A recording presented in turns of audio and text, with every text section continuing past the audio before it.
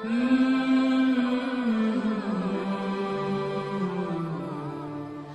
اللہ کے رسول صلی اللہ علیہ وسلم کی اس وصیت کو بھی ہمیشہ یاد رکھنا چاہیے، جسے امام حاکم رحمۃ اللہ علیہ نے المستدرک میں، اور امام بیہقی رحمۃ اللہ علیہ نے شعب الایمان میں بیان کیا ہے، اور امام البانی رحمۃ اللہ علیہ نے صحیح الترغیب میں اسے صحیح کہا ہے۔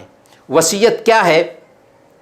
حضرت ابن عباس رضی اللہ تعالیٰ عنہ بیان کرتے ہیں کہ اللہ کے رسول صلی اللہ علیہ وسلم نے ایک آدمی کو نصیحت کرتے ہوئے کہا تھا، اغتنم خمسا قبل خمس، شبابک قبل حرمک، وصحتک قبل سقمک، وغناک قبل فقرک، وفراغک قبل شغلک، وحیاتک قبل موتک۔ 5 چیزوں کو 5 چیزوں سے پہلے غنیمت سمجھو۔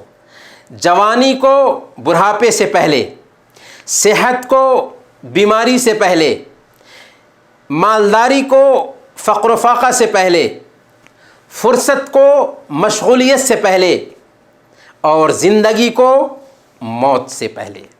اس لیے بندے کو بڑھاپے سے پہلے جوانی کی قدر کرنی چاہیے، بیماری سے پہلے صحت کی قدر کرنی چاہیے، فقر و فاقہ سے پہلے مالداری کی قدر کرنی چاہیے، مشغولیت سے پہلے فرصت کی قدر کرنی چاہیے، اور موت سے پہلے زندگی کی قدر کرنی چاہیے۔ لیکن ہوتا کیا ہے؟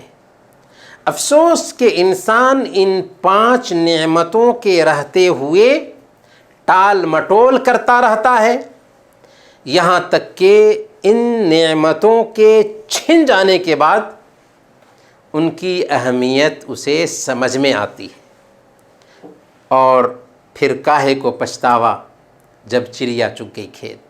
وقت جاتا رہا تو پچھتانے سے کوئی فائدہ نہیں۔